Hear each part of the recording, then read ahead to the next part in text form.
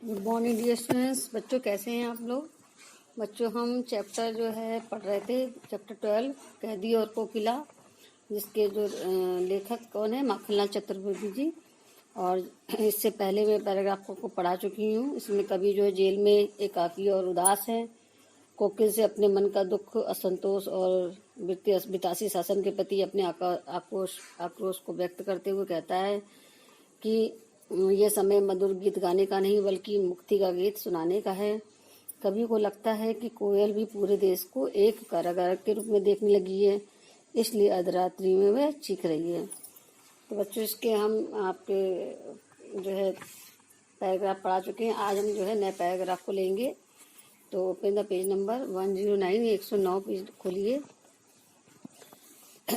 देखिए, काली तू रजनी भी काली, शासन की करनी भी काली, काली लहर कल्पना काली, मेरी काल कोठरी काली, टोपी काली कमली काली, मेरी लो शंकला काली, पहरे की हुंकती की ब्याली, तिस पर है गाली ए आली। यहाँ पर जो है कवि कोयल को संबोधित करते हुए कहता है कि तू तो काली है और रजनी भी काली, यानी रात भी काली है। शासन की करनी भी काली, यानी शासन जो कर रहा है वो भी काली, और इस ब्रिटिश हुकूमत की करतूतें भी काली हैं। काली लहर कल्पना काली, जो बवंडर उठ रहे हैं काले काले, उन्होंने कल्पना लोग भी काला कर दिया है। मेरी काल कोठरी भी काली, और मेरी जिसमें मैं रह रहा हूँ वो काल कोठरी भी काली है, और वह कोठरी भी काली, और मेरी टोपी भी काली, कमली काली, जो कंबल मैं ओढ़ता हूँ वह भी काला है।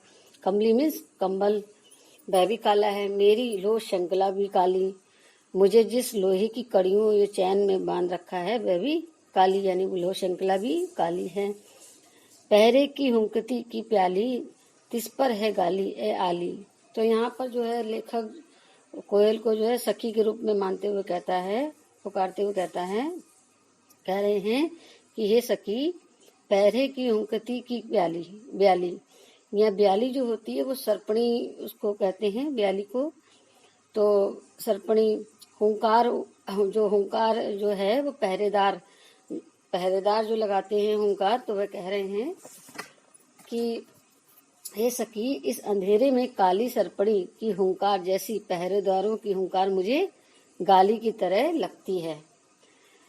यानी जो पहरेदारों की हुंकार है, यानी जो पुकार लगाते हैं, वो कैसी लग रही है, उसको गाली की तरह लगती है। गाली अपशब्द है। तो वह कहते हैं कि मुझे जो इस अंधेरे में काली सर्पणी की जैसी पहरेदारों की हुंकार कोई गाली जैसी लग रही है, और ये हुंकार उसकी याद दिलाती है कि वह कैद में है। मतलब उसको ये बात याद दिलाती है कि वह इस समय कैद में है, और ये उसका अपमान है। अपने ही देश में गुलाम बनकर जीना अपमान ही तो है। तो इस बात का जिक्र भी कर रहे हैं कि कोयल से कर रहे हैं कि अपने मन के भावों का व्यक्त करते हुए आगे कहते हैं कि उससे कि इस काले संकट सागर पर मरने की मदमाती, कोकिल बोलो तो अपने चमकीले गीतों को क्यों कर हो तैराती, कोकिल बोलो तो आगे कहते हैं, अपने मन के भावों को व्यक्त करते हुए कवि कहते हैं कि इस काले संकट सागर पर मरने की को मदमाती। अब आगे कोयल से वे पूछ रहे हैं कि तुम जो है मदहोशी में इस संकट रूपी सागर में मरने को क्यों उतारू हो, मतलब क्यों आई हो, यहाँ क्यों बोल रही हो। अपने चमकीले गीतों को क्यों कर हो तैराती, कोकिल बोलो तो। इस मुसीबत के सागर पर अपने चमकते हुए गीतों को क्यों तैरा रही हो, क्यों कूक रही हो। क्योंकि यहाँ पर कूकना जो है जान को जोखिम में डालना है। यहाँ पर शासन का बहुत पहरा है, बड़ा पहरा लगा हुआ है। और तो वे कह रहे हैं कि कोयल, तुम इस मदहोशी में संकट रूपी सागर में मरने को उतारू हो, क्यों उतारू हो, अपने चमकीले गीतों को क्यों इस सागर पर तैरा रही हो। आगे वो कहते हैं कि तुम तो स्वतंत्र हो। यहाँ उन्हें थोड़ी ईर्ष्या भी हो रही है कोयल से, और वह कह रहे हैं कि तुम तो स्वतंत्र हो, तुम्हें यहाँ पर आकर कूकने की क्या आवश्यकता है, कहीं और जाकर बोलो। उड़ो आकाश में, तुझे मिली हरियाली डाली। आगे आगे पंक्ति में ये कह रहे हैं कि तुझे मिली हरियाली डाली, मुझे नसीब कोठरी काली, तेरा न भर में संचार, मेरा 10 फुट का संसार, तेरे गीत कहावे भा, रोना भी है मुझे गुनाह, देख विस्मता तेरी मेरी, बजा रही तिस पर रणबेरी।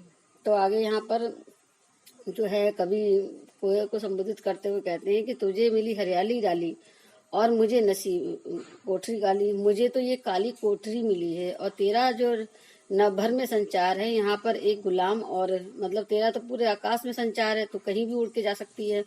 यहाँ पर एक गुलाम और एक आजाद जिंदगी का अंतर दिखाया गया है, जिसमें जमीन आसमान का अंतर है। तो वह कह रहे हैं कि तुझे तो हरियाली डाली पर रहने का सौभाग्य प्राप्त हुआ है, तुम स्वतंत्र हो, और मैं पहरेदारी जो है, मैं पहरेदारी के उसमें हूँ, गिरफ्त में हूँ, मैं पराधी हूँ, मुझे जेल में बंद कर दिया गया है, मैं कैदी हूँ, मुझे कैद कर इस काली कोठरी में रख दिया गया है।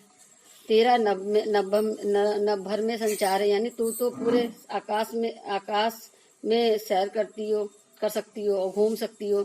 मेरा तो 10 फुट का संसार है, मतलब मैं तो ये इस कोठरी में बंद हूँ, तो मेरा 10 फुट का संसार है। और फिर आगे वो कहती हैं कि तेरे गीत कहते बहावे, तेरे गीत कहावे बहा, रोना भी है मुझे गुनाह। कि जो तेरे गीत सुनकर लोग जो है क्या कहते हैं, वाह वाह कह उठते हैं, उन्हें सुनना पसंद करते हैं, लोग प्रशंसा करते हैं तेरी गीतों को परंतु मेरा रोना भी मुझे गुनाह है। परंतु जो है अगर मैं अपने दुख का रोना भी रहूं, मुझे तो अपना मतलब दुख भी व्यक्त नहीं करना भी मना है। मैं अपना दुख व्यक्त करूं तो वह भी अपराध साबित हो जाएगा, अपराध घोषित हो जाएगा। देख विषमता तेरी मेरी, बजा रही तिस पर रणफेरी। और देख तेरी विषमता यानी अपनी और मेरी ये स्थिति में कितनी विषमता है, ये देख कि तेरी और मेरी स्थिति में इतना बड़ा अंतर है कि जैसे जमीन और आसमान का अंतर होता है। और बजा रही तिस पर रणफेरी, इतना तुझे पता होने के बावजूद इस रणभेरी बजा रही। रणभेरी क्या होती है बच्चों? रणभेरी होती है युद्ध के लिए जो है बिगुल जो बजाते हैं, युद्ध के लिए ललकारना जो बिगुल बजाते हैं उसे हम क्या कहते हैं? रणभेरी। तो यहाँ पर वह कह रहे हैं कि युद्ध के लिए ललकारने के लिए इसका शब्द का प्रयोग किया गया है। आगे वे कहते हैं कि उस पर तू मुझे युद्ध के लिए ललकार रही है, इस हुंकती पर अपनी गति के से और कहो क्या कर दूं, इस हुंकती पर अपनी गति से और कहो क्या कर दूं। अब कवि कहता है कि वह उसकी हुंकार पर जो हुंकार जो आवाज है उसको हुंकार बोलते हैं, उसकी जो चीख रही है उसको हुंकार बोलते हैं। वह उसकी हुंकार पर सब कुछ भी करने को तैयार है। कहता है कि कोयल तुम्हारी इस पुकार पर मैं अपनी रचना से क्या कर सकता है बताओ। मोहन कौन बच्चों? मोहनदास करमचंद गांधी। तो वो कहते हैं कि मोहन दास करमचंद गांधी, कोयल बताओ तो गांधी जी की प्रतिज्ञा, उन्होंने कहा कि गांधी जी की प्रतिज्ञा कि वो देश को आजादी दिलाएंगे। उन्होंने गांधी जी की प्रतिज्ञा ली कि वो देश को आजाद दिलाएंगे, और उसकी प्रतिज्ञा में किसके प्राणों का आसव किस में भर दूं। यहाँ आसव का मीन्स होता है अमृत। अमृत जिसे पीकर लोग अमर हो जाते हैं, तो प्राणों में अमृत भरने का अर्थ है कि अमर बना देना। तो वो यहाँ पे कहते हैं किसके प्राणों में आसव भर दूं, मतलब किसको अमर बना दूं। तो कभी अपनी रचना से लोगों को में जोश भरना चाहता है और स्वतंत्रता प्राप्ति की उमंग भरना चाहता है, ताकि लोग देश की आजादी के लिए जो है देश की आजादी के लिए उनके अंदर उनके बलिदान के लिए उनको अमर बना दे। मतलब ये देश की आजादी के लिए वो क्या कर सकते हैं, वो ऐसी कविता की रचना कर सकते हैं जिससे लोगों के अंदर एक उमंग और जोश भर जाए। उसके बाद वो कवि कहते हैं कि मोहन के व्रत पर प्राणों का आसव जिसमें भर दूं। तो वे कह रहे हैं कि कोयल बताओ गांधी जी की प्रतिज्ञा पर किसके प्राणों को अमृत भर दूं। क्योंकि कवि जो रचना लिखता है वह लोगों में जोश भी भर सकती है। तो वे ऐसी रचना लिखना चाहते हैं कि लोगों में जोश भर जाए और वे गांधी जी के व्रत को पूरा करने के लिए जो है देश की आज़ादी के लिए उसमें भाग लें। इसलिए ऐसी रचना पूछते हैं कि क्या मैं ऐसी रचना लिख दूं।